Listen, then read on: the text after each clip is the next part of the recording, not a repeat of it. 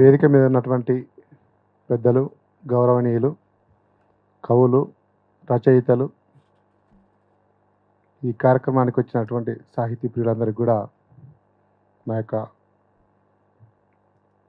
సామాజిక ఉద్యమం తెలియజేస్తున్నాను. ముఖ్యంగా ఈ కార్యక్రమాన్ని ఏర్పాటు చేసినటువంటి బాలరాజ్ సార్ గారు, అసలు నరసింహారావు సార్ గారి గురించి మాకు వాస్తవానికి తెలియదు. సార్కి కూడా మొన్నటిదాకా తెలియదంట.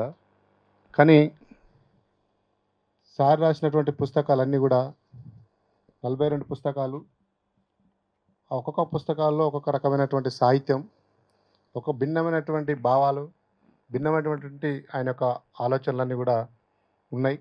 కానీ ఆ పుస్తకాలను మనం చదవాలి. అదేవిధంగా ఆయన చరిత్రను, ఆయన యొక్క వ్యక్తిత్వాన్ని కూడా మన సమాజానికి తెలిసే విధంగా మనం ప్రయత్నం చేయాలని సార్ గారు చెప్పారు. చెప్పిన తర్వాత మేము సార్ గురించి కొన్ని విషయాలు తెలుసుకోవడం జరిగింది. మనము ఇలాంటి సందర్భంలోనే ఆ వ్యక్తుల యొక్క గొప్పతనాన్ని తెలుసుకోగలుగుతాం. ఎందుకంటే ఆ రోజుల్లో ఇలాంటి మహనీయులు, ఇలాంటి మేధావులు రాసినటువంటి గొప్ప గొప్ప సాహిత్యాలను కూడా మరుగున పడ్డాయి. ఎందుకంటే వాళ్ళ యొక్క ముఖం మీద మాట్లాడే తత్వం, వాళ్ళ వ్యక్తిత్వాన్ని జీర్ణించుకోలేని కొంతమంది సాహితీ ప్రియులు కూడా అలాంటి వాళ్ళ చరిత్ర తెలియకుండా చేశారు. కాబట్టి ఆ చరిత్ర మనం తెలుసుకోవడానికి సార్ గారు లాంటి వాళ్ళు ఇలాంటి కార్యక్రమాలు ఏర్పాటు చేయాలి. అదేవిధంగా చరిత్రలో మనం అందరం చూసినా కూడా చాలామంది సామాజిక వర్గాలకు సంబంధించినటువంటి వాళ్ళ చరిత్రలు కూడా మరుగున పడ్డాయి. వాళ్ళ చరిత్రలు మనం తెలుసుకోవాల్సిన అవసరం ఉంది. అదేవిధంగా వీళ్ళ యొక్క సాహిత్యాన్ని, వీళ్ళ యొక్క వ్యక్తిత్వాన్ని వచ్చే తరాలకు కూడా అందే విధంగా మనమందరం, మన విద్యార్థులందరం కూడా, ఇక్కడ ఉన్నటువంటి వాళ్ళందరూ కూడా చెప్పాల్సిన బాధ్యత మనలో ఉంటుంది. ఇక్కడ వేదిక మీద ఉన్నటువంటి అతిరథ మహారాజులు చాలా అద్భుతమైనటువంటి పుస్తకాలు రాసి సామాజిక చైతన్యం తేయడంలో వాళ్ళు ప్రధాన పాత్ర పోషించినటువంటి వాళ్ళు ఉన్నారు. వాళ్ళ ముందు మనం ఎంత మాట్లాడినా తక్కువే.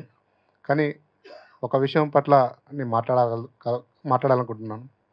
ఈరోజు తెలంగాణ రాష్ట్రంలో జరుగుతున్నటువంటి సామాజిక, రాజకీయ, ఆర్థిక పరిణామ క్రమాన్ని మనం ఒకసారి ఆలోచించుకుంటే అది ఎంతవరకు మన వ్యవస్థకు, మన వర్గాలకు, మనం వాళ్ళకు అందుతున్న విషయాల పట్ల మనందరం తెలుసుకోవాల్సిన అవసరం ఉంది. అదేవిధంగా ఈరోజు సార్ అన్నారు, సాహిత్యము, సినిమాలకు సంబంధించినటువంటి మధ్య ఏదైతే భావ సారూప్యత అది లోపించడం వల్ల సాహిత్యానికి, సినిమాలకు సంబంధం లేకుండా పోయింది. ఆ రోజుల్లో సాహిత్యానికి, సినిమాకు ఉన్నటువంటి ఒక భావ సారూప్యత వల్లనే మంచి మంచి యొక్క కథలు, మంచి మంచి పుస్తకాలు, మంచి మంచి యొక్క సందేశాత్మకమైనటువంటి సాహిత్యం బయటకు వచ్చింది. అదేవిధంగా ఇప్పుడు ఆ సాహిత్యం, సందేశాత్మక సాహిత్యం కావాలంటే ఇలాంటి మేధావులు, ఇక్కడ ఉన్నటువంటి కవులు, కళాకారులందరూ కూడా వచ్చే తరాన్ని తయారు చేసుకునే విధంగా మీరు ప్రయత్నించాలని, తద్వారా మేము కూడా బాధ్యతాయుతంగా మీరు చెప్పినటువంటి ప్రతి విషయాన్ని బాధ్యతాయుతంగా మేమందరం ముందు తీసుకుపోవడానికి ఎప్పటికప్పుడు ఉంటామని ఈ కార్యక్రమానికి ఆహ్వానించి ఇక్కడ మాట్లాడించినందుకు బాలరాజ్ సార్ గారికి ప్రత్యేకమైనటువంటి ధన్యవాదాలు తీసుకుంటాను. అదేవిధంగా ఇక్కడికి వచ్చినటువంటి నోపామిత్రులందరూ కూడా స్వాగతం, సుస్వాగతం. Thank you sir.